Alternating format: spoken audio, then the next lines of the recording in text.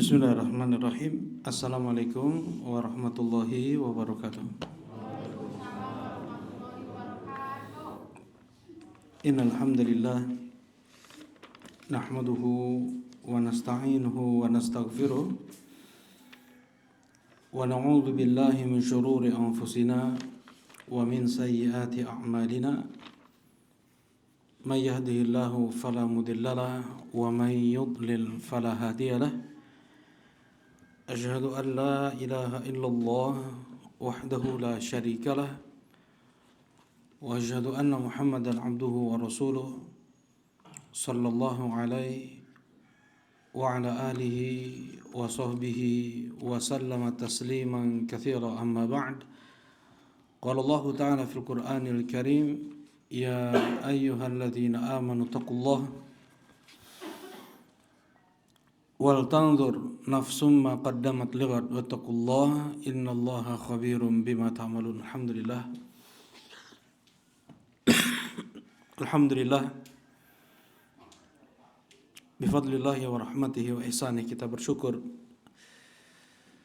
dengan memuji Allah Subhanahu wa taala yang dengan limpahan nikmat, rahmat dan ihsannya di pagi hari Kamis ini Allah mudahkan kita untuk berkumpul bermajlis dalam majlis ibadah di rumahnya.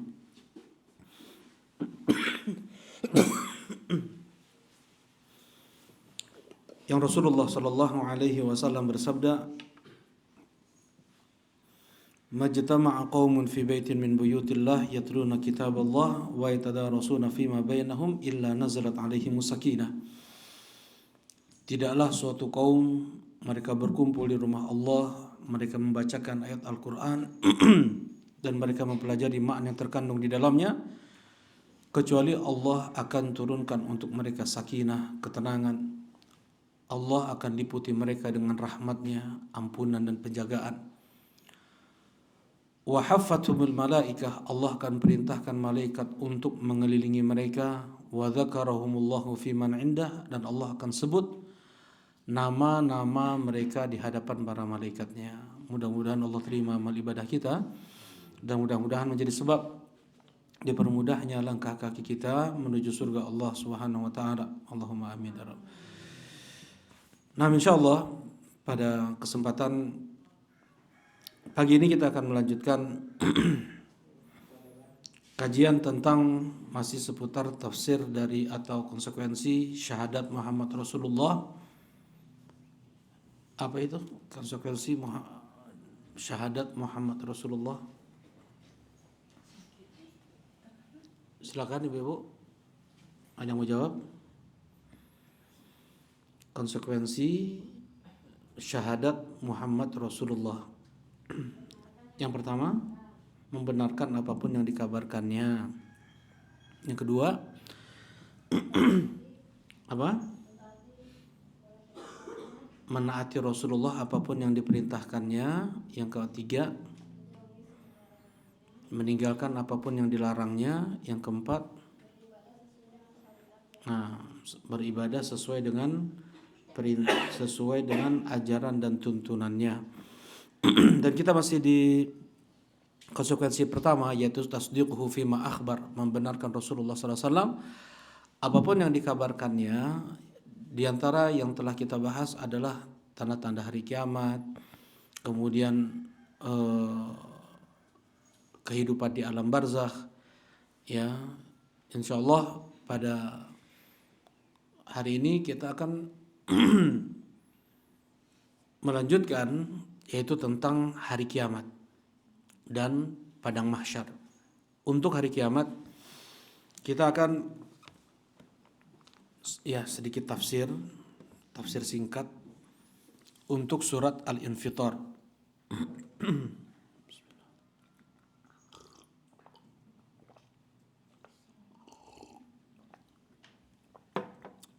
Nah, tafsir singkat untuk surat Al-Infitar. Al-Infitar adalah maknanya terbelah, terpecah, sama dengan at-takwir. Ya, at-takwir maknanya pun pecah, terbelah. Tetapi bedanya al-infitar itu terbelahnya tipis, sedangkan at-takwir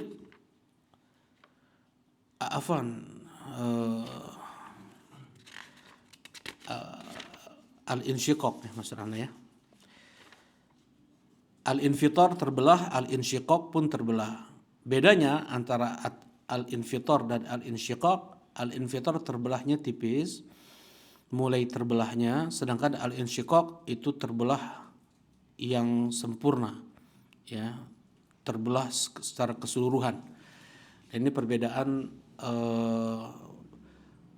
nama al-infitar dan al-insyiqaq. Baik.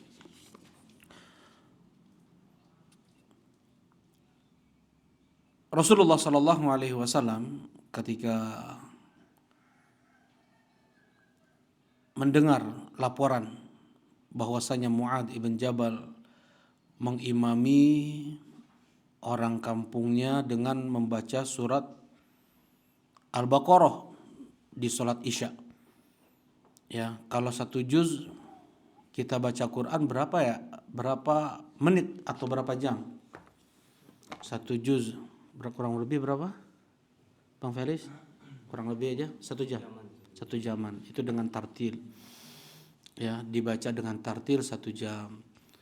Ya, agak cepat sedikit bisa 40-45 menit. Kalau memang hafalan itu bisa sampai 20 menit. Nah, kita ambil dengan tartil kurang lebih 50 menit lah ya. 50 menit kali 3 juz tuh. Berarti 150 menit. Berapa jam? 120 kurang lebih 2 jam setengah ya. 2 jam setengah. Mulai sholat Isya jam 7. Berarti selesai sholat jam 8, 9, setengah 10. Siapa yang kuat kayak gitu ya enggak? Ada satu jamaah yang meninggalkan sholat karena siangnya kerja, mereka petani. Waalaikumsalam warahmatullahi. Mereka lelah. Kemudian Mu'adz membaca surat Al-Baqarah, tambah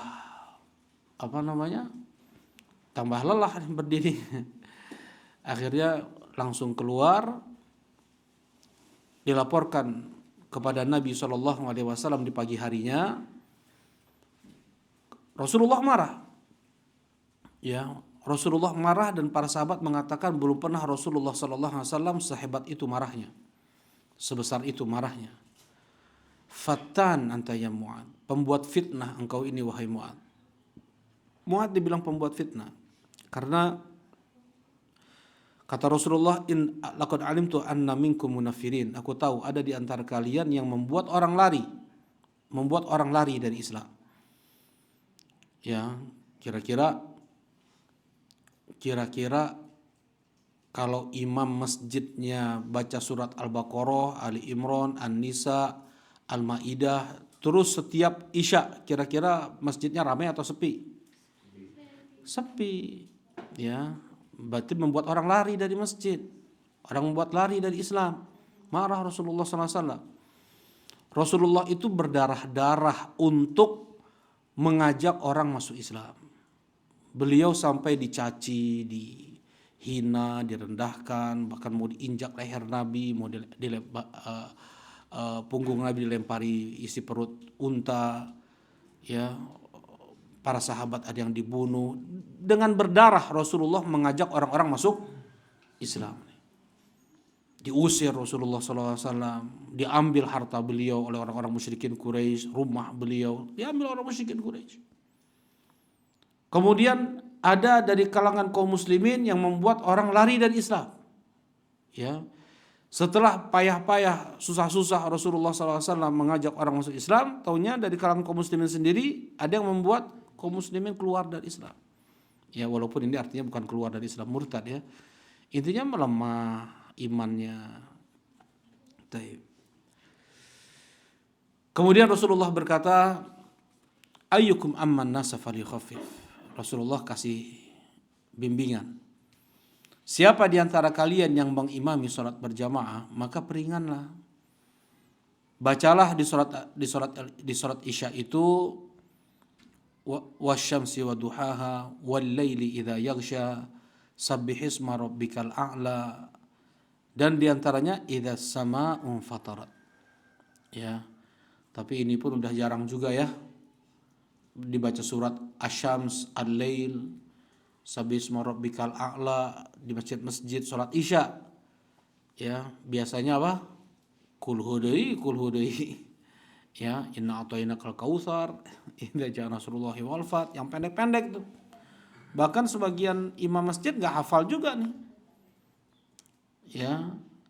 Nah, kata Rasulullah yang segini ukurannya 2/3 halaman, setengah halaman, 3/4 halaman. Ya. Kalau sholat yang paling panjang, nih ibu-ibu dapat hadiah nih kalau bisa jawab nih. Kalau nggak bisa ibu-ibu dialihkan ke akang-akang. Sholat 5 waktu yang paling panjang itu sholat apa dan dibacanya berapa ayat? Silakan ibu.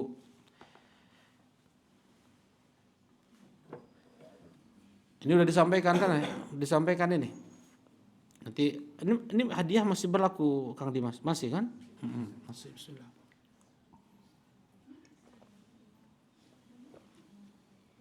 Sholat apa yang paling panjang ibu? Hening, tak bersuara. Bapak-bapak, Pak Didin, silakan Pak Didin. Silakan Pak Didin. Sholat apa dari sholat 5 waktu nih, subuh, zuhur, asar, maghrib, isya, yang paling panjang yang Rasulullah baca itu, Rasulullah ya Pak ya, bukan kumadi dia, bukan di kampung kita, di komplek kita, enggak. Rasulullah yang paling panjang bacaan suratnya itu sholat apa? Sholat apa? Sholat subuh, benar, Masya Allah. Suaranya ibu sama suara Pak Didin sama nih maksudnya. Jadi, tapi Rana nanyanya ke Pak Didin, jadi dapat hadiahnya Pak Didin ya. Kemudian berapa ayat Pak Didin yang dibaca? Ya, berapa ayat? 10 ayat, 20 ayat, 500 ayat, berapa ayat? Dikit lagi Pak Didin, gak apa-apa, hitung kancing aja. Ya, ayo Pak Didin. Bismillah. Berapa ayat? Wah, kayaknya bagi 2 nih sama yang lain nih. Ya, silakan yang mau jawab. 30 ayat. Salah, Alif. Nah, Alif. Berapa ayat? Nah, 100 ayat bagi 2 hadiahnya. Sobat di sini ya. 60 sampai 100 ayat. 60 sampai 100 ayat maksudnya 60 itu 3 lembar. 100 ayat itu 5 lembar. 5 lembar teh setengah juz. Itu yang biasa Rasulullah baca. Tadi kalau 1 juz kata Bang Felis 1 jam, berarti setengah juz kurang lebih setengah jam. Sholat subuh teh. Ya. Sholat subuh setengah jam. Itu kalau dibaca tartil ya. Nah, memang seperti itu sunnahnya yang Rasulullah kerjakan. Itu nggak kepanjangan. Ya. Nah, jadi di antara surat yang Rasulullah SAW anjurkan untuk dibaca di sholat Isya adalah Idzas samaa'un fatarat. Nah, sekarang kita bahas apa itu surat Al-Infitar, yaitu kata Rasulullah SAW, andaikan kalian mau melihat seperti apa hari kiamat itu, maka bacalah 3 surat Al-Infitar, Al-Insyiqaq, dan At-Takwir. Al-Infitar, Al-Insyiqaq, dan At-Takwir. Ya, 3 surat. Ini yang bisa membuat anak kecil beruban. Yauma yaj'alul wildan syiba. Hari di mana anak kecil hari itu bisa langsung beruban. Karena saking dahsyatnya hari itu. Nah, kita baca Bismillahirrahmanirrahim. Idzas samaa'un fatarat. Apabila langit terbelah. Ya. Makhluk terbesar yang kita lihat, yang bisa kita lihat sekarang ini apa? Adalah langit. Ya, bumi jauh lebih kecil dari langit. Bintang-bintang yang besar saja nggak ada bandingannya dengan langit tuh. Mereka bergantungan di langit. Matahari, bulan, ya, nggak ada bandingannya dengan langit. Makhluk terbesar sekarang ini yang bisa kita lihat dengan mata kita di alam nyata sekarang ini adalah langit. Dan Allah Subhanahu wa taala menciptakan langit tanpa tiang, dahsyat. Sekarang mana ada bisa bikin benda menggantung seperti itu terus, ya, tanpa ada tiang bawahnya. Ya, kita nih ada meja atau botol ini karena ada meja di bawahnya. Meja ini karena ada lantai di bawahnya. Terus kayak gitu tuh. Ya, berbeda dengan langit. Ya. Allah bangun langit, Allah ciptakan langit tanpa tiang. Nah, Allah sifati langit dengan sab'an shidada. 7 lapis langit yang shidad. Shidad itu kokoh, ya, kokoh, nggak bisa ditembus. Kalau sekarang mungkin benda kokoh apa? Baja, ya, baja, lempengan-lempengan besi seperti itu nggak bisa kita tembus tuh. Langit jauh lebih keras, jauh lebih padat daripada baja itu.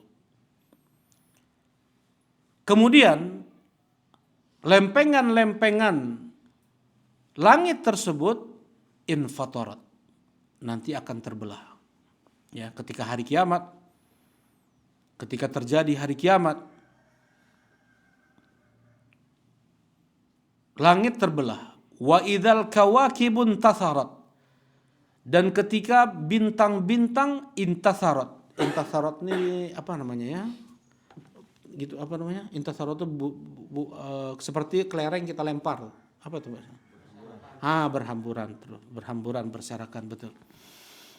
Wa idzal kawakibun tatharat, dan ketika bintang-bintang berserakan, yang nggak ada rasinya lagi, nggak ada bentuknya lagi. Kalau sekarang bintang-bintang semua ada posisinya, ada rasinya.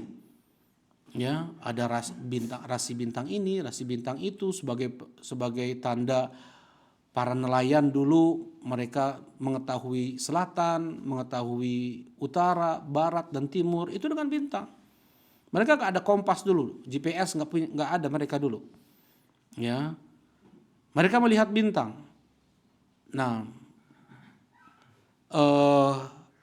dan nanti al-kawakib intatharat, bintang-bintang tersebut berjatuhan semuanya. Jadi kayak kelereng dilepaskan seperti itu. Sekarang bergantungan.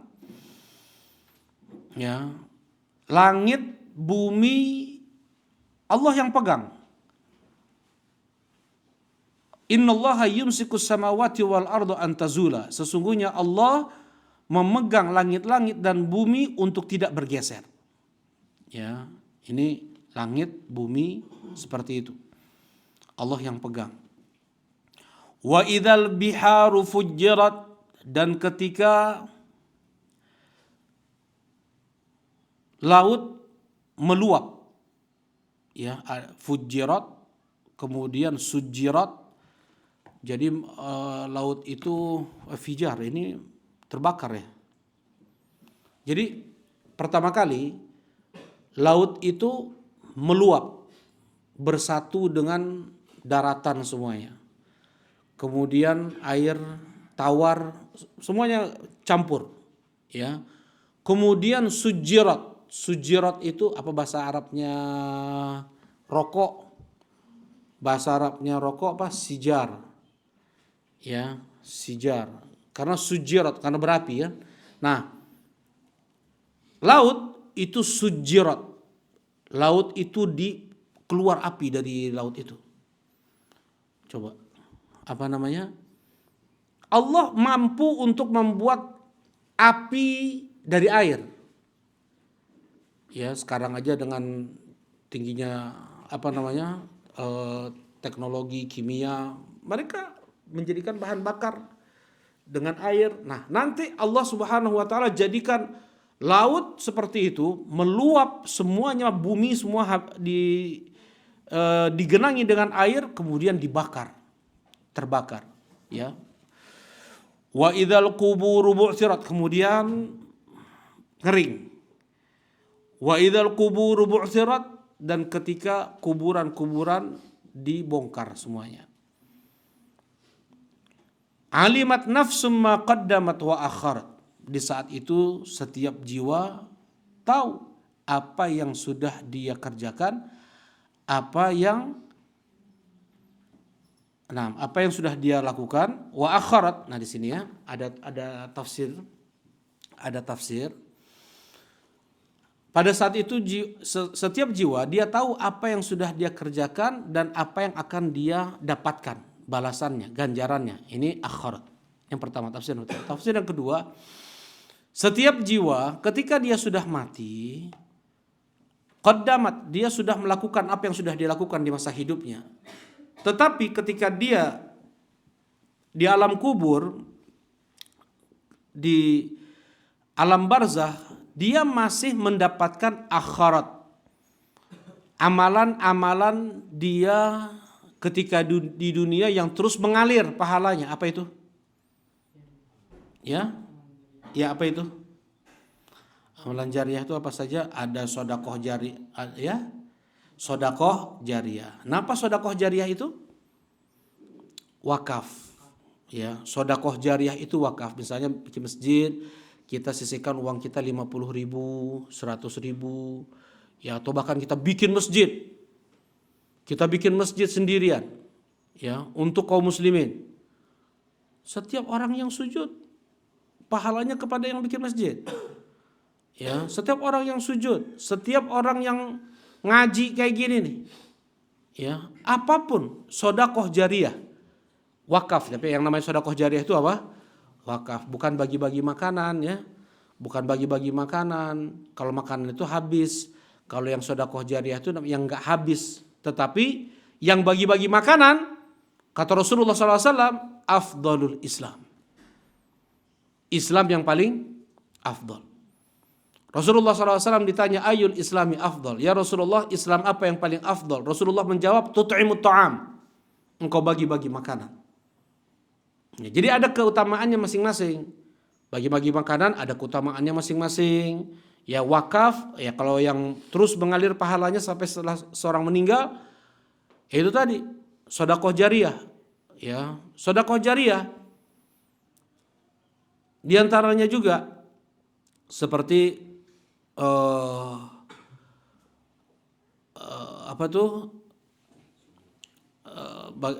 mushaf, ya, bagi-bagi mushaf atau sumur, ya, kemudian Quran, kitab. Kemudian ada juga seseorang yang dia mungkin membiayai anak yang tidak mampu untuk belajar ilmu agama di sini. Ya, dibiayai. Kemudian kan 3, idza matal insan inqata amaluhu illa min thalath. Apabila meninggal seorang maka terputus amalannya kecuali yang 3. Yang pertama apa tadi? Sedekah jariah. Yang kedua, al ilmu yuntafa'u bih, ilmu yang bermanfaat. Yang ketiga, al waladu shalihu yad'ulah, anak soleh yang mendoakannya. 3 ini. Ya. Nah, ilmu yang bermanfaat. Ya mungkin ada keterbatasan kita waktu untuk belajar ilmu agama. Nah kita bagaimana sekolahkan anak nih? Ya, sekolahkan anak, hafal dia Quran, mengerti dia agama. Mudah-mudahan dia nanti menjadi dai. Lanjutkan sekolahnya sampai ke luar negeri. Satu orang bisa berapa orang di belakang orang ini nanti? Karena sebab dia berdakwah, bisa 10, bisa 20, bisa beratus, bisa beribu karena sebab satu orang. Dan ini kembali ke siapa? Ke orang yang menyekolahkan anak ini. Pahalanya. Ya. Kemudian seseorang yang dia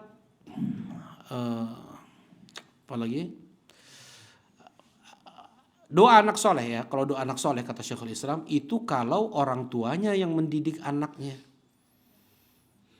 yang memberi adab, akhlak, ilmu kepada anaknya, makan pakai tangan kanan, sholat pada waktunya, ya nggak boleh ini, nggak boleh itu.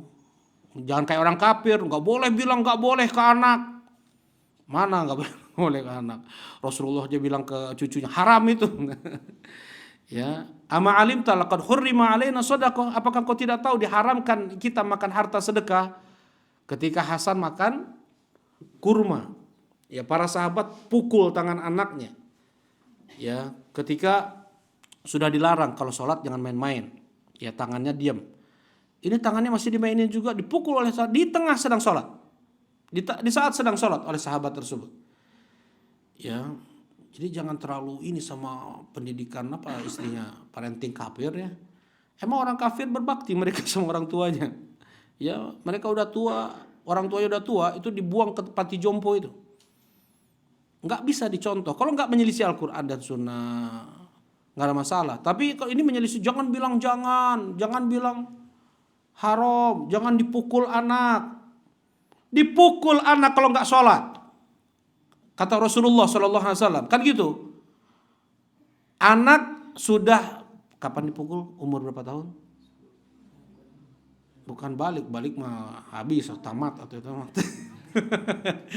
Ya, di umur 10 tahun. Muru auladakum bisolah wahum abna'us sab'in.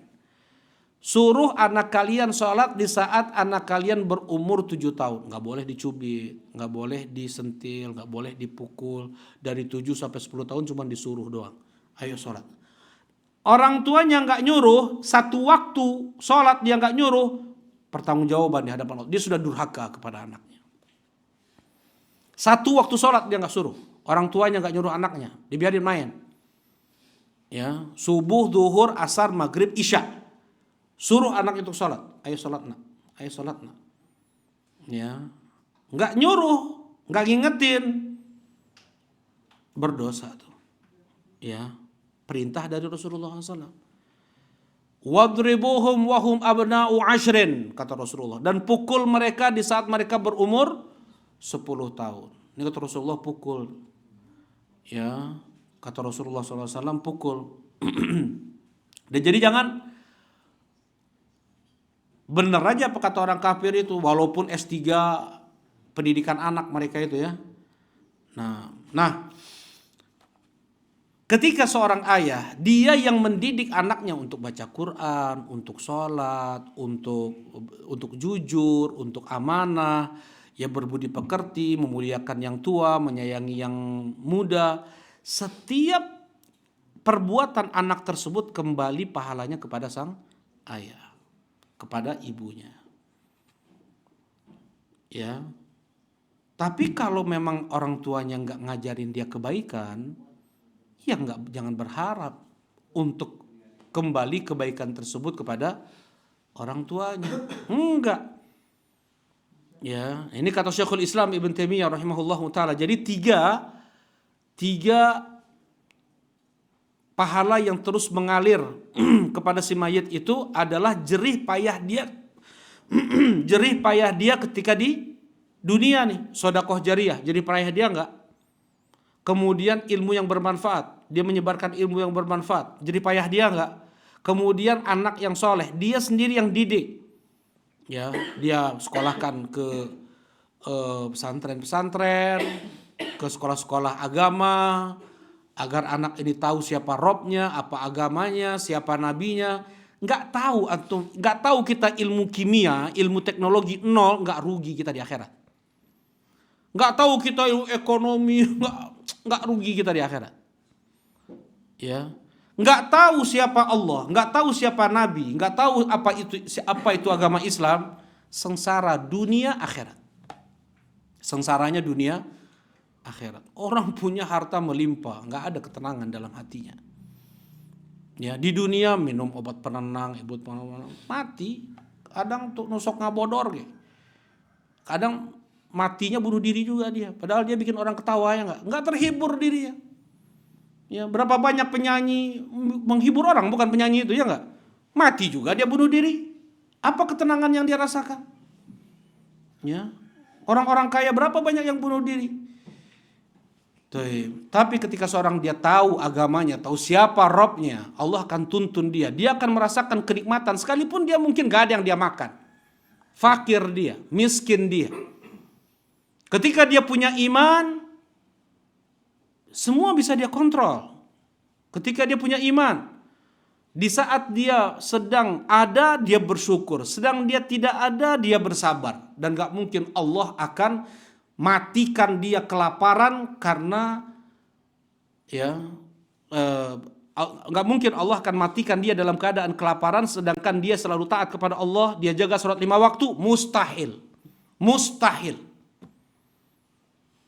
Ya, akan seberapa kita memelas kepada Allah Subhanahu wa taala. Nah, jadi makna alimataf summa qaddamat wa akharat, tafsir yang kedua itu akharat di sini adalah ketika seseorang dia sudah meninggal pun masih juga ada terus pahala yang mengalir nih. Ya. Nah, ya ayyuhal insan ma gharraka bi rabbikal karim. Wahai insan. Nah, al-insan kalau di dalam Al-Qur'an itu kalimat untuk celaan. Insan itu untuk celaan seperti ini.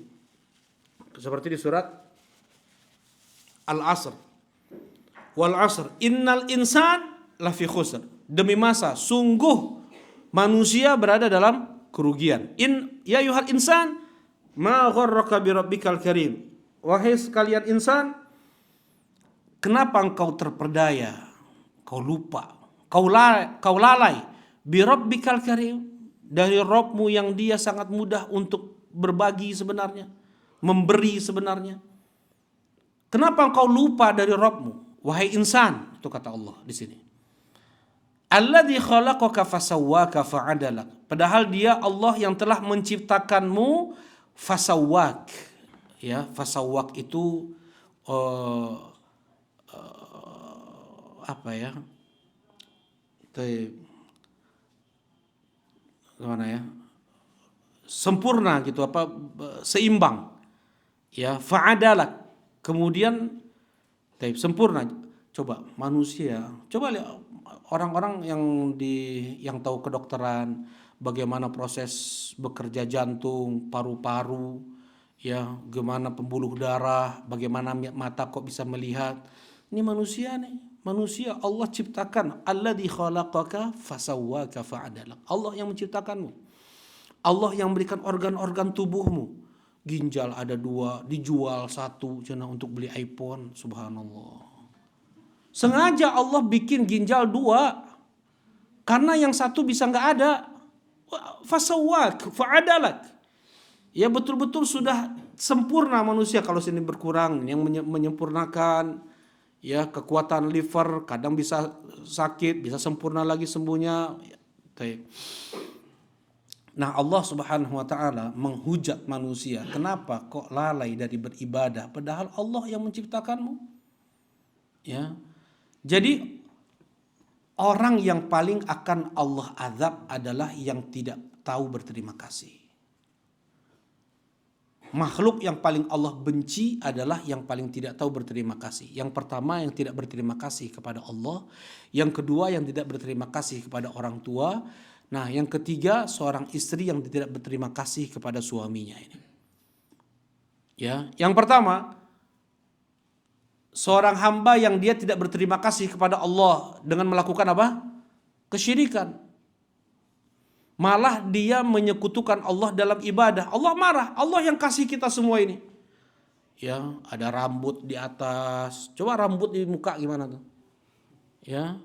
Kepala, muka, hidung di atas. Sawwak, fa'adalak itu namanya sawwak. Sawwak itu Allah yang membuatmu sempurna. Ya, hidung gimana kalau misalnya menghadapnya ke atas lubang hidung itu. Ya, fasawwak fa'adalak. Baik. Allah yang memberikan itu semua, nafas. Ini Allah bikin bumi ini bagaimana pepohonannya, kemudian keluar oksigen, kemudian kita hirup. Allah yang berikan itu semua. Tapi masih juga beribadah kepada selain Allah, maka pantaslah Allah untuk mengadabnya. Yang kedua, anak nih. Sudahlah sang ibu mati-matian ibu antara hidup dan mati dalam melahirkan itu. Kemudian dia durhaka kepada ibunya.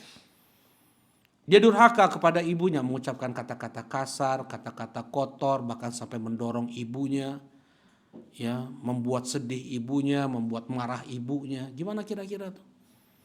Padahal sudah mau mati ibu untuk melahirkan dia. Ya.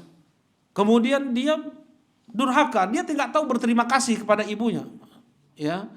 Masih kecil dikasih ASI, digendong, sakit dikasih obat, gimana tuh? Nah, ketika dia durhaka kepada ibunya, ini maksiat kedua terbesar dalam Islam. Setelah apa? Syirik. Kemudian seorang istri ini, coba istri dikasih berbagai macam kenikmatan oleh suaminya, kemudian dia kufur nikmat kepada suaminya. Bahkan sebagian dia bersolek untuk orang lain. Dia bersolek untuk laki-laki lain. Padahal yang ngasih nafkah semua suaminya. Kira-kira gimana? Takfurnal ashir. Kalian itu paling banyak penghuni neraka, wahai wanita. Kenapa? Takfurnal ashir. Karena kalian itu durhaka kepada suami. Ya, nah. Fi ayyi suratin ma syaa rakabak. Dengan rupa apapun yang Allah kehendaki, Allah bentuk kalian itu.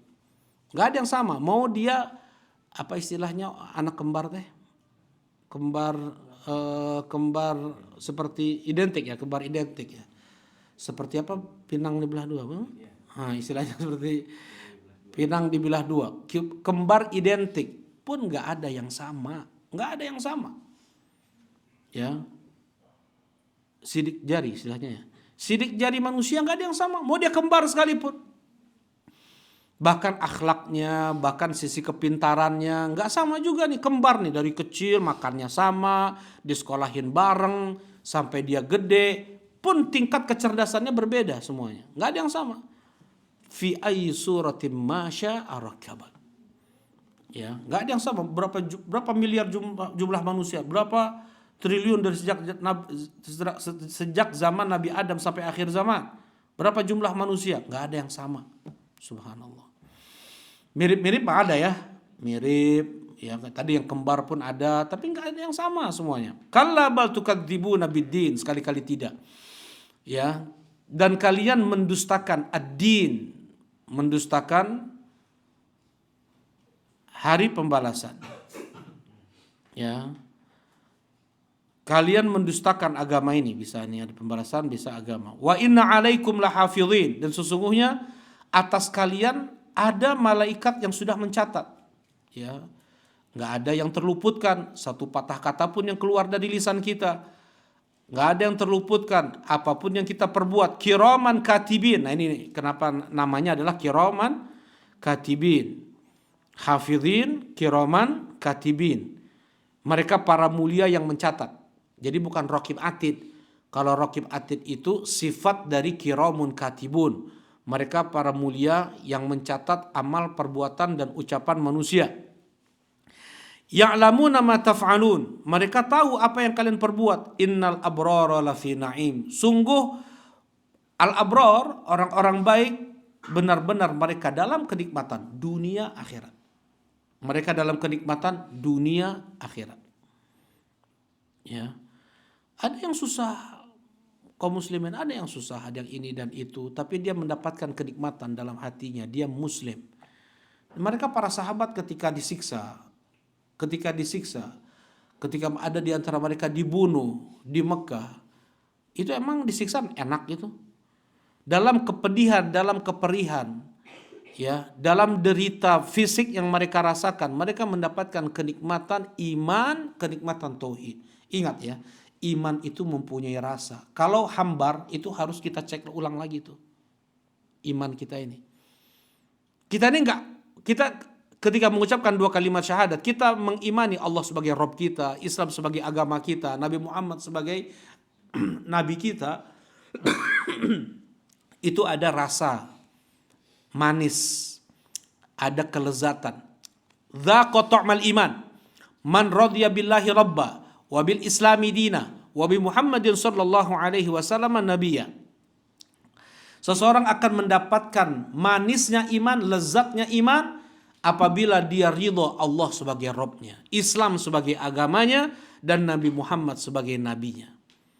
Kata Rasulullah sallallahu alaihi wasallam, "Salasun man kunna fihi wajada bihinna halawatal iman." 3 hal andaikan itu ada pada seorang mukmin, maka dia akan mendapatkan manisnya iman. Yang pertama apa? Jadi iman itu mempunyai rasa. Ya, ketika apa? Kenapa mereka para sahabat, udahlah murtad, nggak kuat saya mah dipukulin kayak gini. Ya, keluar aja dari Islam, aman, tenang, malah dikasih fasilitas. Mus'ab bin Umair nih, semua keperluannya impor semua dari orang tuanya itu. Bajunya, parfumnya, minyak rambut, semuanya. Ya, ketika masuk Islam diboikot, kulitnya bersisik, kemudian rambutnya udah compang, bajunya compang-camping. Mus'ab bin Umair, Rasulullah melihat Mus'ab bin Umair aja nangis. Mus'ab bin Umair sebelum masuk Islam, belum datang orangnya, wanginya udah datang. Orangnya sudah nggak ada, wanginya masih tersimpan di sini. Itu Mus'ab bin Umair. Ya, pemuda tersohor, istilahnya paling viral gitu. Ya, Mus'ab bin Umair. Setelah itu karena masuk Islam. Karena masuk Islam, mengucapkan la ilaha illallah, itu kesalahannya. Ya. Ditutup, diboikot oleh orang tuanya. Nggak dikasih lagi uang, nggak dikasih lagi bantuan, kulitnya bersisik, rambutnya udah compang-camping. Rasulullah melihat Mus'ab bin Umair nangis. Bagaimana keadaan Mus'ab bin Umair sebelum dan setelah. Bahkan nggak ada kain kafan untuk menutup jasadnya ketika meninggal. Mus'ab bin Umair. Dan Madinah menjadi Madinah karena sebab Mus'ab bin Umair, dai pertama Nabi SAW. Yang Rasulullah utus ke Madinah sampai orang Madinah masuk Islam karena sebab Mus'ab bin Umair. Abdurrahman ibn Auf ketika puasa, di makanan disiapin, minumannya ini, nangis Abdurrahman bin Auf. Kenapa wahai ayahanda? Ini buka puasa, kenapa nangis? Aku teringat Mus'ab bin Umair, dia jauh lebih afdol daripadaku. Dan dia tidak memiliki kain kafan untuk menutup tubuhnya, jasadnya. Kakinya hanya ditutup rerumputan saja ketika dimakamkan. Sedangkan aku, Allah berikan untukku kenikmatan seperti ini. Ya, aku khawatir Allah segerakan kenikmatan untukku di dunia, entah apa yang Allah berikan untukku nanti di akhirat. Itu mereka para sahabat seperti itu. Ya, nah jadi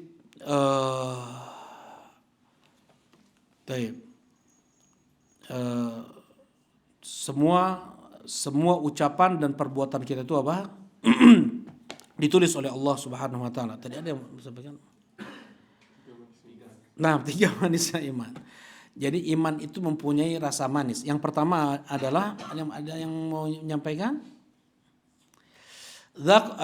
Salatun man kunna fi wajada bihin halawatal iman. Bismillah. Alhamdulillah. Taib. Salatun man kunna fi wajada bihin halawatal iman ayyakun Allah wa rasuluhu ahabba ilaihi mimma siwahuma. Dia menjadikan Allah dan Rasulnya lebih dia cintai daripada apapun dan siapapun. Yang pertama nih. Dia lebih mencintai Allah dan Rasulnya daripada ayahnya, istrinya, ibunya, anaknya, daripada perusahaannya, daripada rumahnya, daripada perdagangannya, daripada hartanya. Yang pertama. Yang kedua, wa yuhibbal mar'a la yuhibbuhu illa lillah. Seseorang dia mencintai saudaranya dan tidak dia mencintai saudaranya kecuali karena Allah. Dia mencintai saudaranya karena Allah. Bukan karena dia kaya, bukan karena dia ini viral, bukan karena dia ini, enggak. Tapi karena Allah. Dia berkumpul karena Allah, dia pun berpisah karena Allah. Yang ketiga, wa yakrahu wa ayyakraha ayyauda fil kufr ba'da an qadahu Allahu min kama yakrahu ayyuqdhafa finnar. Dan dia benci dan dia tidak ingin untuk kembali murtad, untuk kembali kafir setelah Allah selamatkan dia, setelah Allah berikan dia hidayah, sebagaimana dia tidak ingin dilemparkan ke dalam api. Ya.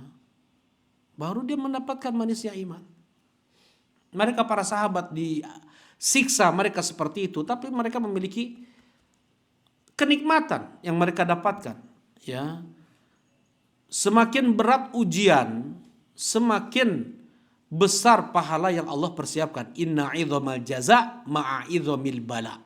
Sesungguhnya besarnya pahala itu dengan besarnya ujian, dengan besarnya cobaan. Kata Allah Subhanahu wa taala, Alif Lam Mim. Ahasiban nas ayutraku ayyaqulu amanna wa hum la yuftanun. Ya, walaqad fatanna alladziina min qablihim falaya'lamanna Allahu alladziina shadaqu wa laya'lamanna al-kadzibin. Alif Lam Mim. Apakah manusia mengira akan dibiarkan begitu saja setelah mereka mengucapkan kami beriman, kami masuk Islam, saya mengucapkan dua kalimat syahadat, saya muslim, KTP, ya. Apakah begitu saja? Tanpa mereka diuji, tanpa mereka diberi cobaan, ujian, musibah? Walaqad fatanna alladziina min qablihim, kami telah uji orang-orang sebelum mereka. Dengan itu jelas siapa yang jujur, siapa yang berdusta dalam keimanannya. Di KTP-nya jelas. Jadinya bohong benarnya dengan musibah, ya, susah pinjol. Ya, sedang ada duit judol. Ya. Judol apa? Judi online. Sedang hese pinjol. Aku mau ibu ke WC. Nah, astagfirullah. Ibu mah.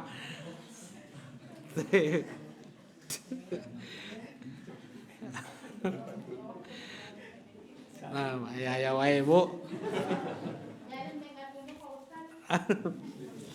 Ya. Nah, jadi Allah tuh menguji kita, ya. Allah menguji kita. Ketika kita sedang ada, hendaknya kita bersyukur. Ketika sedang nggak ada, kita harus bersabar dan berhusnudzon kepada Allah, berbaik sangka kepada Allah Subhanahu wa taala.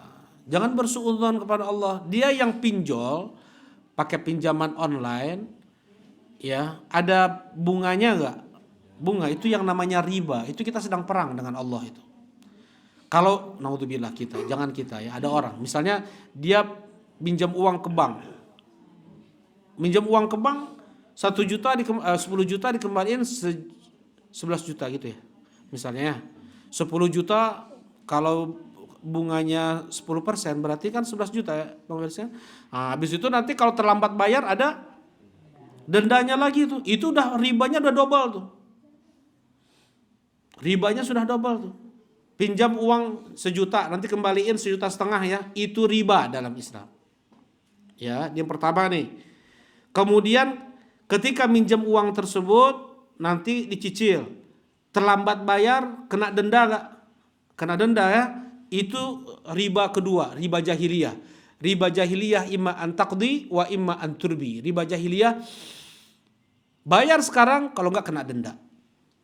Ya, dua ribanya. Apa kemudian? Fa'dzanu biharbim minallah wa rasulih. Kumandangkan perang antara dia dengan Allah. Senang-senang hidup dia, enggak lama tuh.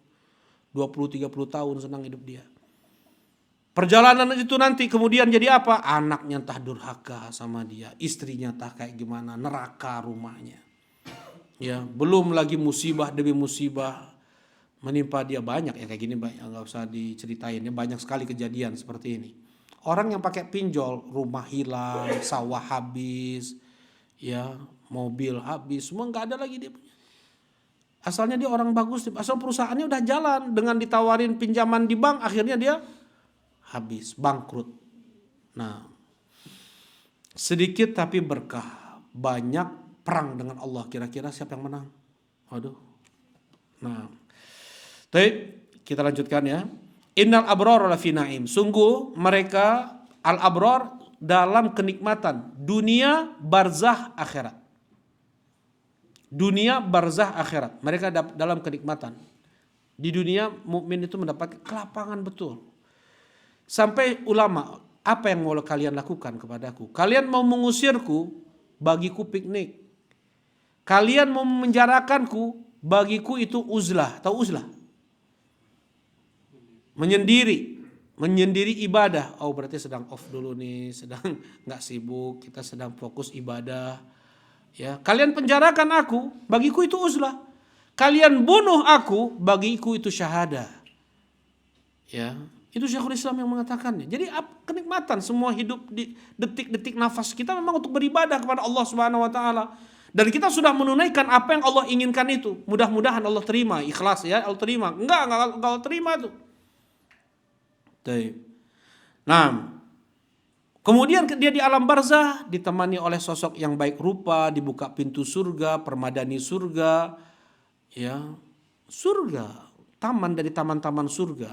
Gimana taman? Seindah-indah taman. Nah seperti itu kuburan.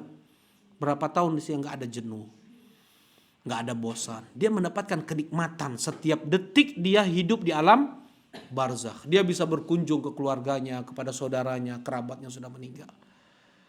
Ya. Kemudian ketika dia di akhirat, ketika di padang mahsyar, yauma nahsyurul muttaqina ilar rahmani wafda wa nasuqul mujrimina ila jahannama wirda.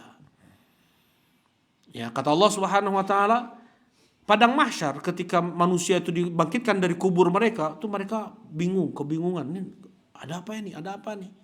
Setelah ada yang ribuan tahun, ada yang ratusan tahun di alam kubur, dibangunkan mereka ini.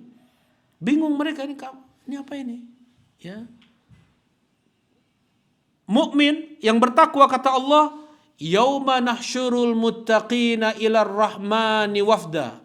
Hari di mana mereka dikumpulkan, digiring ke padang mahsyar sebagai tamu kehormatan, delegasi. Tamu kehormatan. Ya, tidak dihinakan.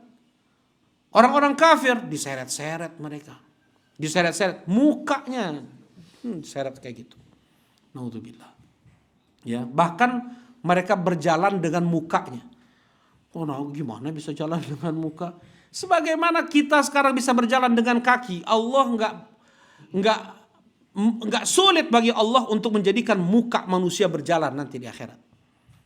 Kufar, mereka murtad, orang-orang yang enggak muslim, seperti itu keadaan mereka. Naudzubillah. Wa innal fujjara lafi jahim, dan sungguh mereka orang-orang fujar. Fujar itu tadi apa? Orang-orang pelaku maksiat ya, mau itu dia musyrik, kafir, munafik, fujar, dan muslim yang durhaka, yang dosanya banyak. Lafi jahim, sungguh mereka masuk ke dalam neraka jahim. Yaslaunaha yaumaddin, mereka akan masuk ke neraka jahim tersebut di hari pembalasan. Wa ma hum anha bighaibin, enggak ada mereka alpa teh. Ya maksudnya masuk kayak keluar heula sakedap gitu.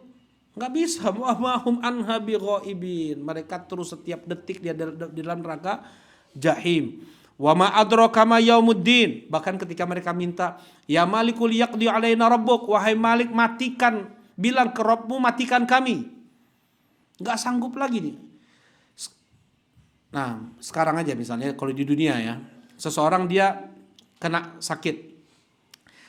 Ketika sakit tersebut konstan, itu kan akan kurang dia merasakan sakitnya kan. Lama-lama dia akan beradaptasi nih dengan sakitnya itu. Ya, berbeda dengan di neraka. Neraka itu terus naik.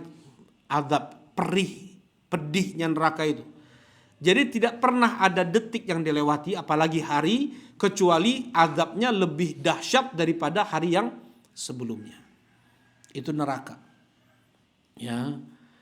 Nah, orang penghuni neraka minta, liyak ya maliku liyaqdi alaina rabbuk. Wahai Malik, matikan kami. Qala innakum makisun. Kata Malik, kalian monggo panjenengan makisun, yaitu tetap tinggal dengan terus kalian tinggal di neraka ini ya. Wa ma hum anha bighaibin, kalian gak akan bisa keluar sedikit pun, kalian gak akan mati. Silakan rasakan apa yang kalian lakukan, yang akibat apa yang kalian lakukan di dunia. Wa ma adraka ma yaumuddin, dan kalian tahu apa itu yaumuddin. Summa ma adraka ma yaumuddin, kemudian apakah kalian tahu apa yaumuddin? Maliki yaumiddin. Maliki yaumiddin, yang memiliki yaum ad-din. Apakah kalian tahu yaumuddin? Hari pembalasan. Ad-din artinya pembalasan. Kama tadinu tudan, Apa yang kalian perbuat itu yang kalian akan dibalas. Tsumma adraka ma yaumuddin. Yauma la tamliku nafsun li nafsin syai'a wal amru yauma idzil lillah. Hari di mana satu jiwa dia tidak bisa memberikan manfaat untuk jiwa lain. Dan semua urusan nanti di hari itu hanya milik Allah Subhanahu wa taala. Baik, ini sedikit tafsir dengan surat Al-Infitar yang di sana tentang hari kiamat, ya. Kemudian Allah Subhanahu wa taala berfirman di surat Az-Zumar, "Wa nufikha fis sur, fasu'iqa man fis samawati wa man fil ardi illa man syaa Allah." Ditiup sur. Sur itu apa? Sangkakala itu istilah Hindu. Kalau istilah syariatnya sur, ya, yaitu tanduk besar. Ya, qarnun azim, tanduk besar. Ditiup, fasu'iqa man fis samawati wa man fil ardi illa man syaa Allah, maka matilah semua yang ada di langit dan semua yang ada di bumi kecuali Allah kehendaki. Jibril, Mikail, Israfil, malakul maut, mereka enggak mati nih. Allah tanya kepada malakul maut, siapa yang tersisa? Yang tersisa ini, matikan mereka semua. Jibril mati, Mikail mati, malakul maut mati. Israfil mati. Ya, siapa lagi yang tersisa? Tersisa aku ya Allah, matilah engkau wahai malakul maut. Malakul maut ini apa? Malaikat pencabut nyawa, ya, bukan Israel. Ya, kalau Israel itu lagu, ya, udah kazamanan kayaknya itu. Bila Israel gitu, ya, nah itu Israiliyat.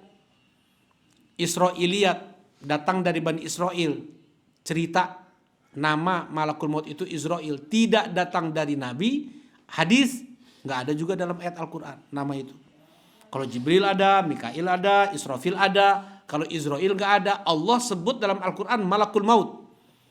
Idz yatawaffakum malakul mauti bil haq. Dan ketika malaikat kematian mencabut nyawa kalian. Nah, kemudian Allah hidupkan Israfil untuk meniup tanduk itu yang kedua kalinya. Ya. Wa nufikha fihi ukhra fa idahum qiyamun yanzurun. Kemudian ditiupkan di kali yang kedua, kemudian mereka semua bangkit. Ya, manusia bangkit. Manusia aja yang bangkit. Malaikat ikut bangkit. Malaikat bangkit. Jin bangkit. Semua binatang, serangga, simet, sirem, apapun, semua makhluk hidup yang dulu di dunia dibangkitkan oleh Allah Subhanahu wa taala. Kemudian Allah ganti bumi dengan bumi lain. Yauma tubaddalul ardu ghairal ardi was samawat. Hari di mana Allah mengganti bumi dengan bumi lain dan langit dengan langit lain. Bumi dengan bumi lain, langit dengan langit lain, ya. Ya, itu namanya Yaumul Ba'ts. Yaumul Ba'ts adalah hari dibangkitkannya manusia. Prosesnya ada yang mengatakan, ya, prosesnya ada yang mengatakan ketika ditiup sur yang kedua, ditiup tanduk yang kedua, Allah turunkan hujan lebat. Ya, ke bumi itu. Allah turunkan hujan lebat, ya, yang air dari hujan tersebut masuk ke tanah di mana di sana terkubur tulang-tulang ekor manusia. Ya, ketika kena satu tetes air ke tulang ekor manusia itu tumbuh manusia seperti tumbuhnya tunas dari bijinya.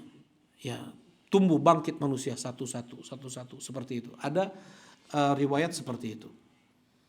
Yang pertama kali terbuka kuburannya adalah kuburan Nabi Muhammad sallallahu alaihi wasallam. Yang pertama kali bangkit adalah Nabi Muhammad sallallahu alaihi wasallam. Ya. Manusia bangkit semua nih. Bingung mereka. Ya, ka'annahum jaradum muntashir.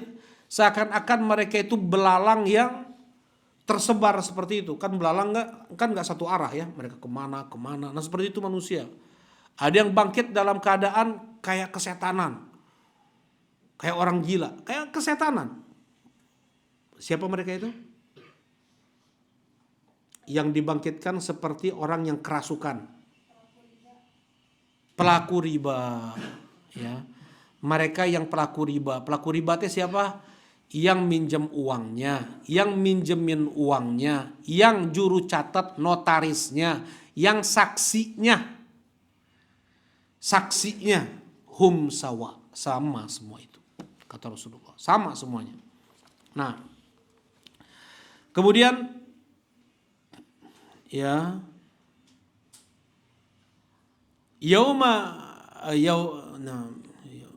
gimana?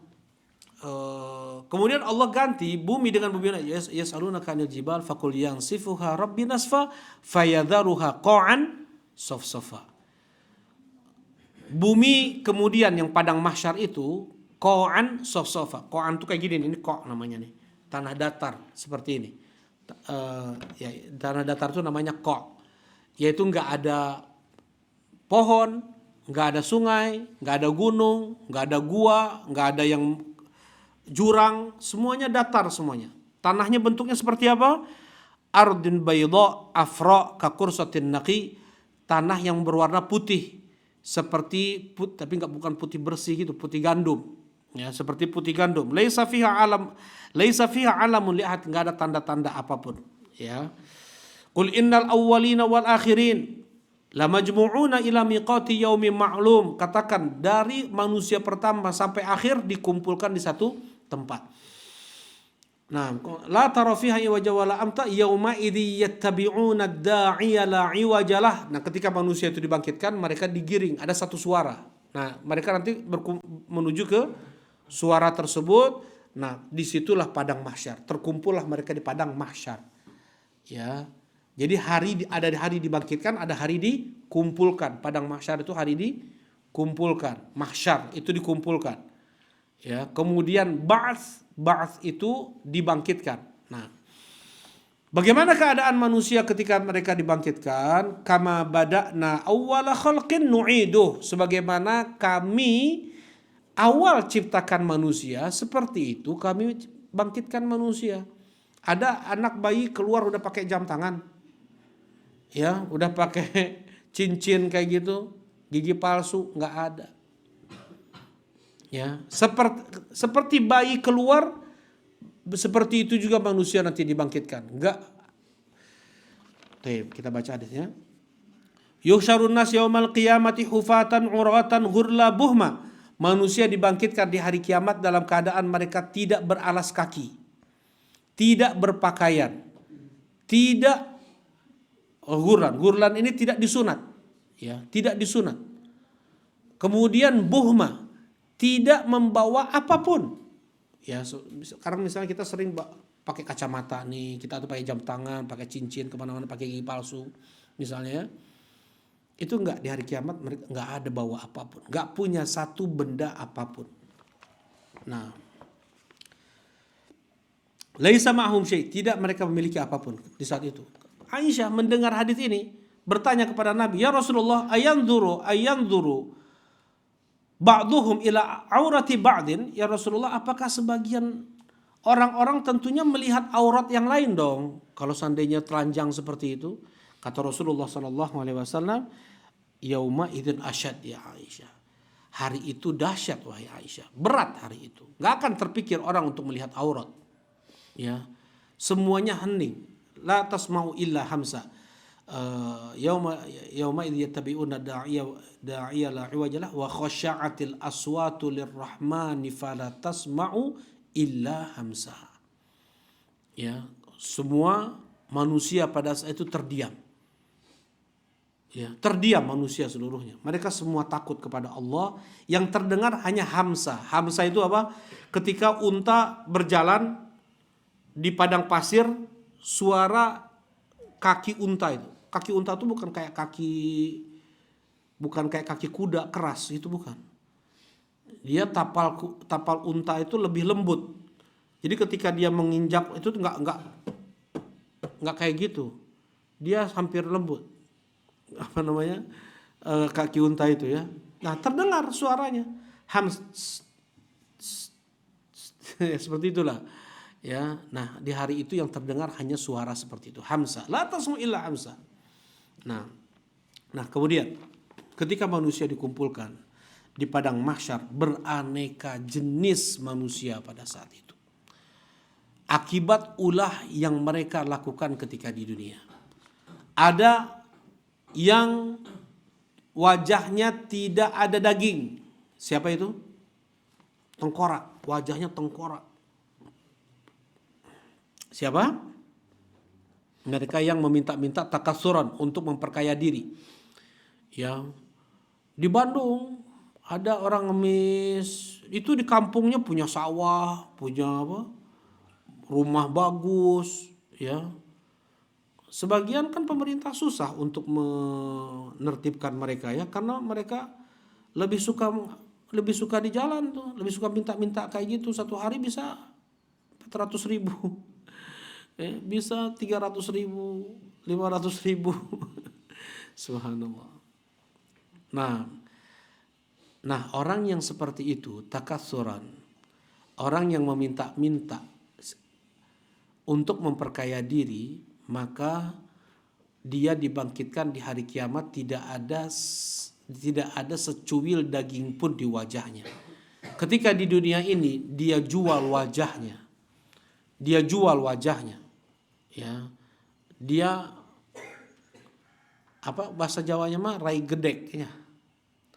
Rai itu kan muka, gedek teh tembok, muka tembok. Jadi dia jual wajahnya, nggak malu, ngemis-ngemis, minta-minta.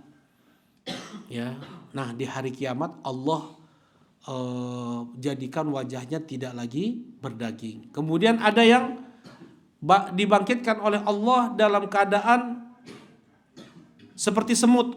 Siapa mereka itu? Mereka yang angkuh, yang sombong ketika di dunia. Maka dia merasa hebat kan. Kalau orang sombong kan merasa hebat, merasa kuat, merasa jago.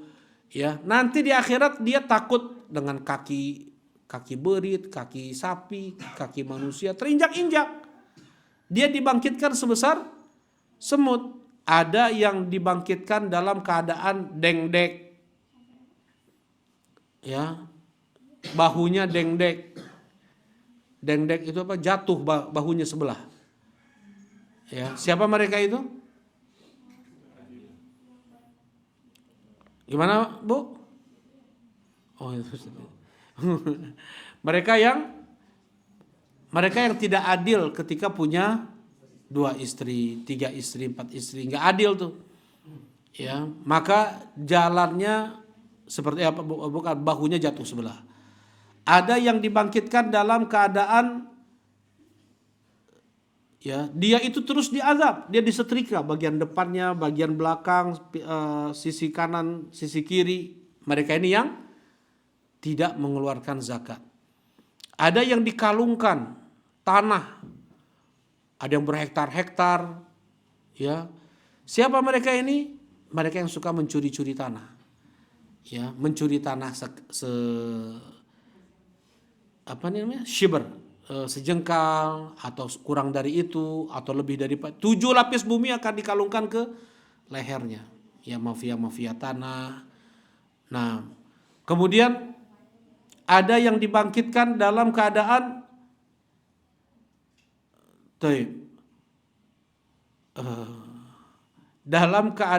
mulutnya wangi harum semerbak. Siapa mereka ini? Orang yang berpuasa. Ada yang dibangkitkan keluar dari tubuhnya terus darah, warna-warna darah tapi wangi-wangi misk. Siapa mereka ini? Orang yang mati syahid. Ada seseorang yang dia dibangkitkan dalam keadaan ya bertalbiyah, labbaik Allahumma labbaik, labbaik la syarika lak labbaik. Dia yang mati dalam keadaan muhrim, dalam keadaan umroh atau haji. Nah, mereka seperti itu. Nah, ini padang mahsyar. Tadnu syams, kemudian matahari didekatkan di atas kepala manusia sejarak 1 mil. Kalau sekarang aja kata orang-orang ahli fisika, jarak antara kepala manusia dengan cenah katanya Jarak antara matahari dengan bumi aja 150 juta kilometer. Nanti cuma 1 mil tuh, tadunu syams. Manusia ada yang ada yang tenggelam dengan keringatnya, tergantung amal ibadahnya. Ada yang cuma ada yang sebatas mata kaki, ada yang sebetis, ada yang selutut, ada yang lebih dari itu, sampai ada yang terbenam, ya, tenggelam dengan keringatnya. Kemudian, ya, ada yang mendapatkan teduh. Siapa mereka itu? Yang mendapatkan teduh. Ya, siapa? Umatnya Rasulullah. Kalau umatnya Rasulullah Sallallahu Alaihi Wasallam, mereka diberi cahaya, ya, wajahnya diberi cahaya, wajah, tangan, kaki. Karena apa? Karena wudu yang mereka amalkan ketika di dunia. Bedanya umat Nabi Muhammad dengan umat para nabi nanti, umat Nabi Muhammad wajah, kepala, tangan dan kakinya bercahaya karena wudu yang mereka amalkan ketika di dunia.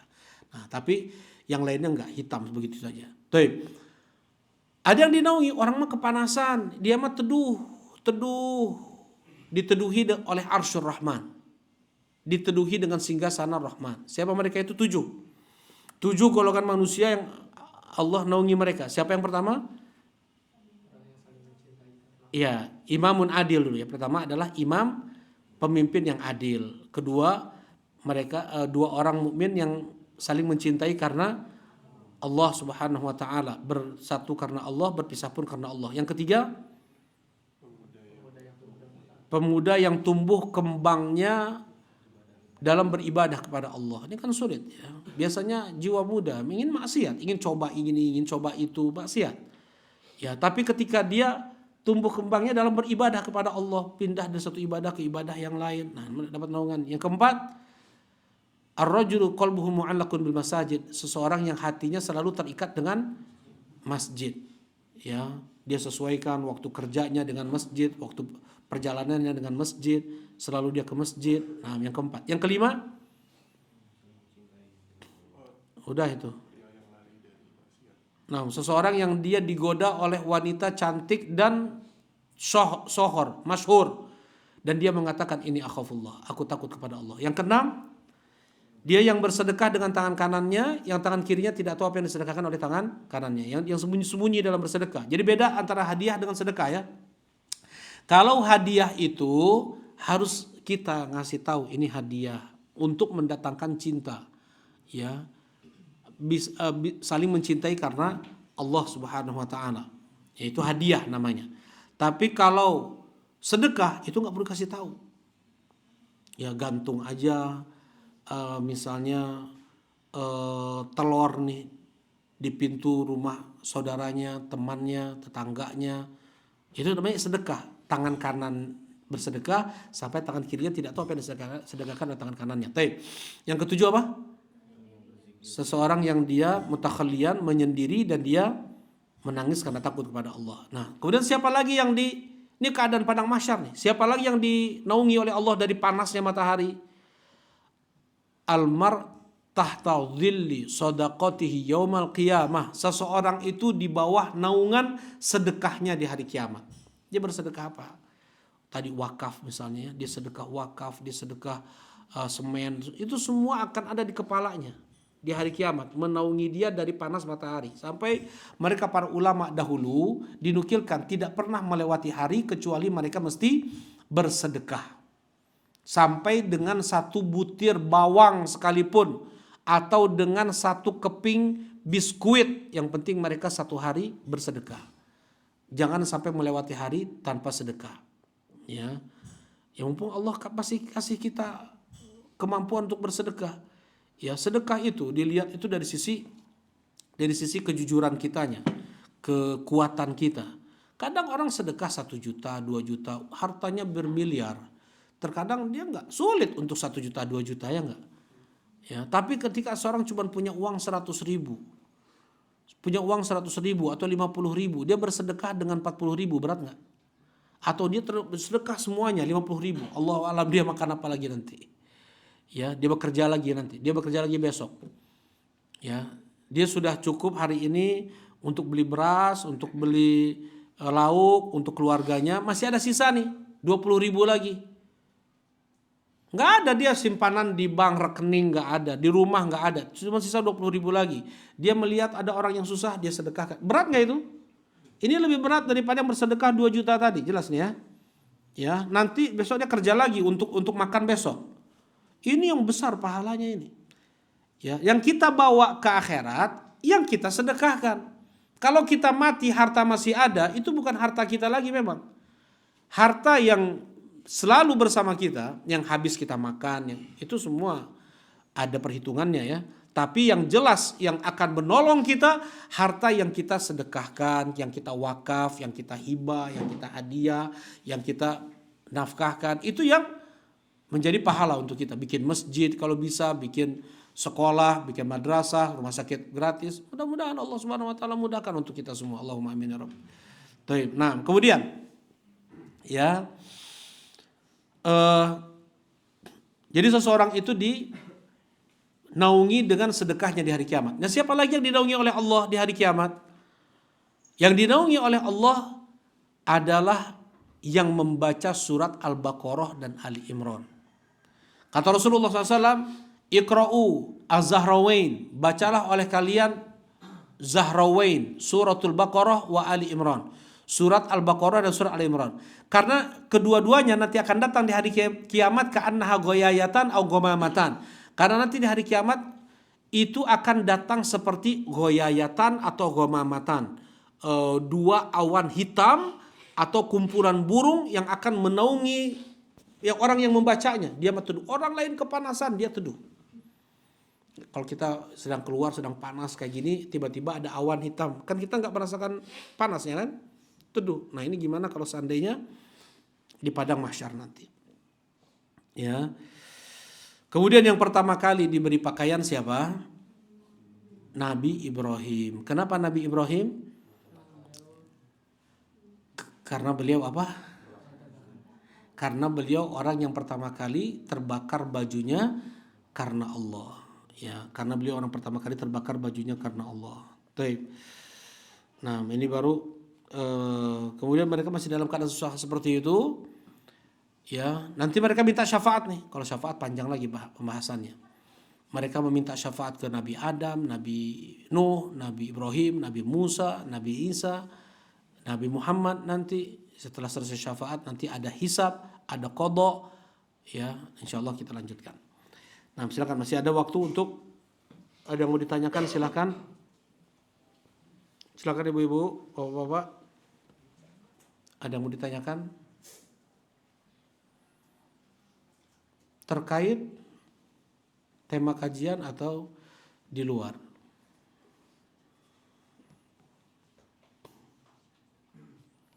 Ayo, ya, silakan.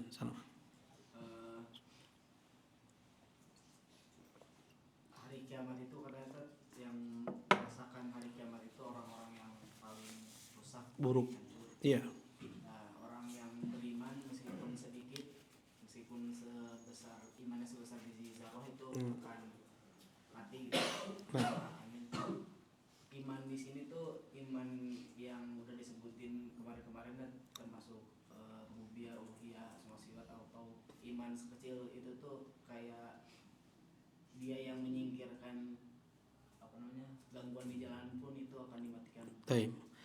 Kalau karena Allah memang iya. Ya kan ada orang menyingkirkan gangguan dari jalan, bersih-bersih, tapi kan karena kerja, bukan karena Allah. Ya, sebagian karena memang tugas dia sebagai pemerintah atau apa, bukan. Kalau seandainya itu semua dia kerjakan karena Allah, luar biasa tuh pahalanya. Yang membuat dia menyingkirkan gangguan dari jalan karena dasar iman, maka itu masuk. Jadi itu besar. Yang lebih kecil daripada itu apa? Yang lebih kecil daripada itu dia mengimani Allah sebagai Rabb-nya. Ya, dia hanya Allah yang dia ibadahi. Sekecil iman itu saja. Ya, dalam hatinya saja. Nah, itu sudah bisa menyelamatkan dia. Jadi inna min syirarin nas man adrakahumus sa'ah wa hum ahya. Seburuk-buruk manusia adalah yang mendapatkan hari kiamat dalam keadaan mereka hidup. Jadi kaum mukminin yang lemah iman sekalipun, pelaku maksiat sekalipun, mereka akan dimatikan oleh Allah sebelum datangnya hari kiamat. Ya, Allah keluarkan angin lebih lembut daripada sutera yang ketika mukmin terkena angin tersebut langsung meninggal. Wala taqumus sa'ah hatta la yuqalu fil ardi Allah. Tidak akan terjadi hari kiamat sampai di bumi ini tidak ada lagi yang mengucapkan Allah. Enggak ada lagi Allah, enggak yang bilang Allah, enggak ada lagi. Ya, semuanya udah enggak ada muslim satupun, enggak ada. Ya. Baik. Ayo silakan. Yang mau ditanya. Ya, silakan. Ya. Bagaimana cara menyikapi perbedaan pada gerakan sholat? Iya. Ada beberapa, ada yang amalan ini, ada yang di bawah, ada yang Oh gitu. misalnya saat tahiyat gitu. Kalau tahiyat gimana? Ada yang pas saat itu ada yang sekali, ada yang beberapa kali. Oh ya, gerakannya. Barakallahu fikum. Nah, jadi khilaf. Jadi ada khilafiyah, ada ijtihadiyah. Khilafiyah itu artinya perbedaan. Kalau khilafiyahnya itu bentuknya ijtihadiyah yang tidak ada dalil dari ayat Al-Quran dan hadis Nabi SAW, seperti misalnya apa hukum GoPay, apa hukum apalagi yang kayak gitu. Sekarang kan gak ada itu dalil dari ayat Al-Quran dan hadis Nabi. Para ulama mereka berijtihad. Ya, mereka mengambil kesimpulan dari ayat Al-Quran dan hadis Nabi SAW, apakah di sana ada ribanya atau tidak. Nah, ini namanya ijtihadiyah dan itu lapang. Ya, ijtihadiyah itu lapang. Tuh. Kalau khilafiyah ada yang diperbolehkan, ada yang tidak. Dalam sholat ada beda-beda orang. Ya, ada seperti ini. Mengangkat, nanti kita akan belajar juga ya dalam hadis ini nanti masuk rukun Islam yang kedua. Kan kita masih di rukun Islam yang pertama ini ya, syahadat ya. Setelah syahadat baru sholat. Nah, pas sholat, sebelum sholat pun kita akan mengkaji dulu tentang wudu, sifat wudu Nabi. Setelah itu baru sifat sholat Nabi. Nah, ada yang seperti ini, Allahu Akbar baru angkat tangan. Ada yang angkat tangan dulu baru Allahu Akbar. Ada yang berbarengan Allahu Akbar, kan gitu. Itu semua dikerjakan oleh Nabi SAW. Dan kita pun harus mencontoh Nabi. Jangan terus gini Allahu Akbar bareng terus.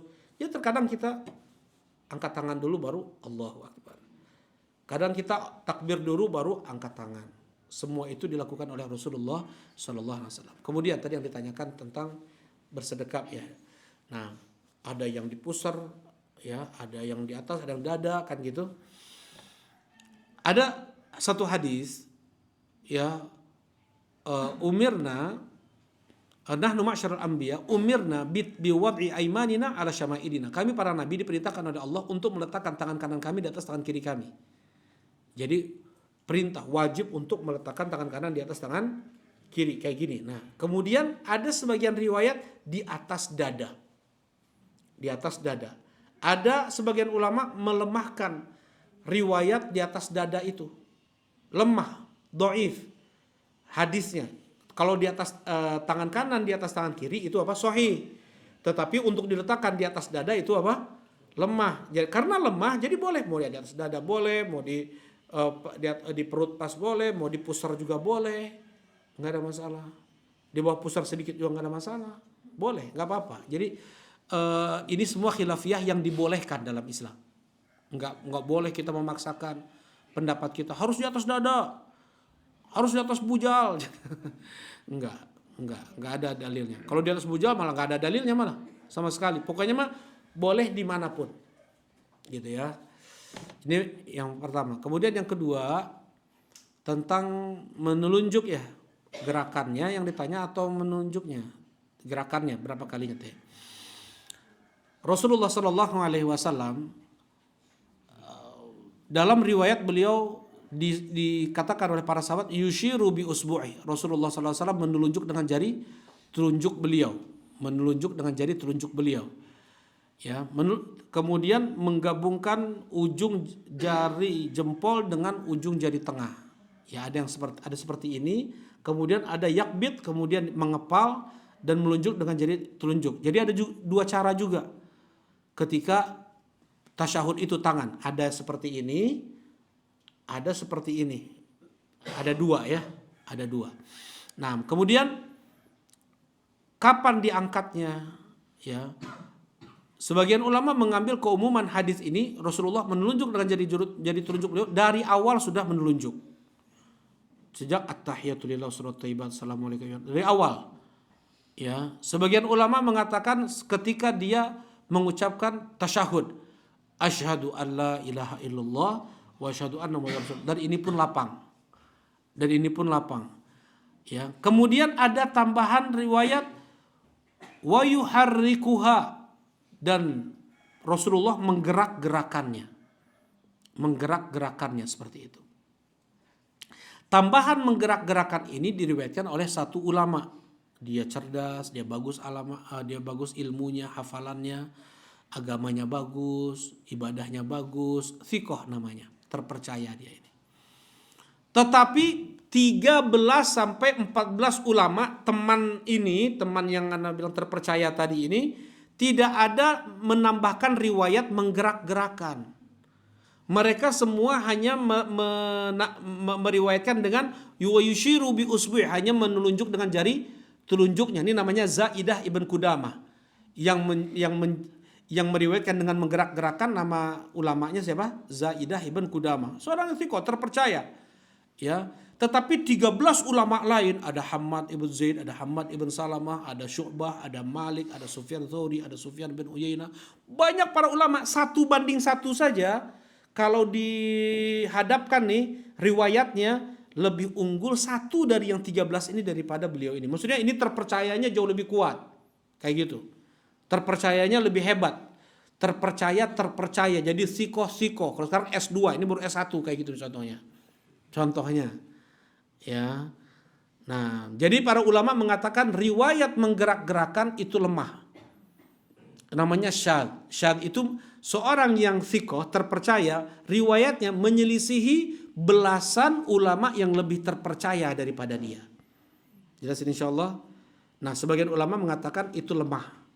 Jadi tidak perlu untuk digerak-gerakkan. Sebagian ulama lain mengatakan ini ziyadah thiqah, tambahan dari seorang terpercaya. Mereka meriwayatkan hanya sampai menelunjuk dengan jari telunjuk saja. Kemudian mereka tidak meriwayatkan menggerak-gerakkan. Ada satu ulama ini meriwayatkan dengan tambahan dan menggerak-gerakannya. Jadi tambahan dari seorang yang terpercaya, bisa diamalkan. Nah, ini pun khilaf yang lapang. Intinya khilaf yang lapang. Boleh dia gerak-gerakan, boleh tidak. Boleh dia menunjuk ketika tasyahud, boleh dari awal, silahkan. Yang jelas kita harus pakai dalil. Nanti kita pelajari dalilnya semua. Sekarang mana dalilnya kita menunjuk dengan jari telunjuk? Kan pakai telunjuk ya. Nggak ada kucingir kan? Nggak ada jempol juga. Mana dalil? Harus pakai dalil. Nggak harus hafal.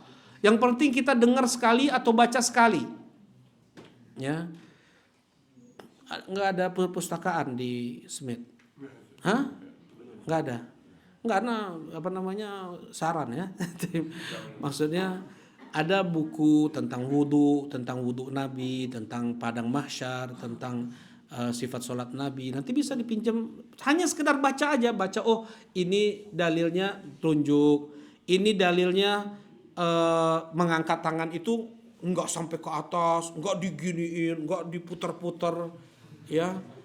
Mana dalilnya kok sampai sejajar dengan daun telinga, atau sejajar dengan bahu boleh, ya, sejajar dengan bahu, sejajar dengan daun telinga, mana dalilnya? Pakai dalil. Enggak mesti, Anda bilang tadi enggak mesti harus hafal, nggak mesti. Dengar sekali atau baca sekali sudah selesai. Kita dengan itu beribadah, berittiba namanya. Berittiba namanya mengikuti Nabi, bukan taklid lagi. Kalau belum tahu dalil, berarti selama ini hidup kita taklid. Ibadah kita hanya ikut-ikutan. Tapi kalau kita udah pernah dengar dalilnya, walaupun sekali, itu sudah nggak taklid lagi. Kita sudah berittiba, namanya mengikuti Nabi Muhammad SAW, bukan mengikuti abang kita yang ngajarin, guru ngaji kita pas SD, nggak seperti itu.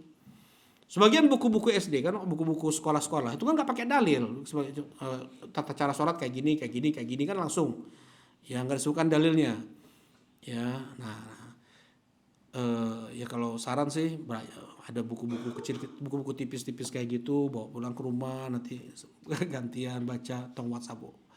Bukan hanya WhatsApp yang kita baca ya. Dan beda baca buku dengan baca yang ada PDF lah apa, jauh beda berkahnya juga beda. Nah, barakallahu fikum. Jadi ada perkara-perkara yang khilafiyah yang itu lapang, boleh kita untuk berbeda, nggak boleh kita memaksakan satu sama lain. Tetapi ada yang tidak boleh, misalnya mengatakan seperti ini, manunggaling kauloning Gusti, ya diriku sudah bersatu dengan Allah. Nah, ini nggak boleh kita berbeda, silahkan berbeda, nggak boleh berbeda di sini. Dia harus ingatkan, dia harus nasihat. Ini kemungkaran. Disinilah an-nahyu anil mungkar, mengingkari kemungkaran. Kita harus peringatkan kaum muslimin, kita harus ajarkan kaum muslimin yang seperti ini, yang seperti ini adalah batil, yang seperti ini sesat, yang seperti ini menyesatkan. Ya, nggak boleh. Ini mah lapang, beda, bebas, kumaha masing-masing, nggak bisa masing-masing. Ya, nah kalau yang salah, yang mungkar nggak bisa kita bilang itu perbedaan, nggak bisa. Yang salah adalah salah. Nah, gitu ya. Jadi yang bom bunuh diri, dah ibadah, orang yang bom bunuh diri ibadah bukan? Mereka meyakininya mereka ibadah bukan? Ibadah. Kalau misalnya masing-masingnya sok gitu. Itu masing-masing bunuhin orang karena mereka beribadah, kan nggak bisa kan? Nah, ini kesyirikan lebih dahsyat kesesatannya, keburukannya, kejahatannya daripada orang yang bom bunuh diri. Kesyirikan yang bilang manunggaling kauloning Gusti, diriku sudah bersatu dengan Allah, kemudian mendekatkan diri untuk roh, untuk Nyiroro Kidul, untuk jin yang seperti itu, ngasih sesajen ini dan itu lebih dahsyat kejahatannya daripada orang yang bom bunuh diri, orang yang korupsi, orang yang membunuh orang. Karena ini syirik seperti itu. Gak bisa dikatakan mangga masing-masing, gak bisa. Kayak misalnya kan sering Anda sampaikan bagaimana bantahan untuk orang-orang Kristen karena di atas apa? Kesesatan, kesalahan. Ya nggak bisa masing-masing itu. Ini kan khilafiyah, nggak bisa khilafiyah. Jadi ada yang boleh, ada yang tidak. Dalam hal ibadah biasanya khilafiyah itu muktabar atau lapang. Ya, dalam hal ibadah biasanya. Tapi dalam hal akidah, dalam hal iman, dalam tauhid itu nggak boleh berbeda, harus sama semuanya. Imam madhab yang 4 semua akidahnya sama, imannya sama. Yang berbeda adalah fikihnya tadi. Fikihnya mungkin yang sebagian ulama ada yang seperti ini, seperti itu lapang. Nah, barakallahu fikum. Cukup ya, kita cukupkan kajian kita di pagi ini. Subhanakallahumma rabbana wa bihamdika asyhadu an la ilaha illa anta astaghfiruka wa atubu ilaik. Assalamualaikum warahmatullahi wabarakatuh.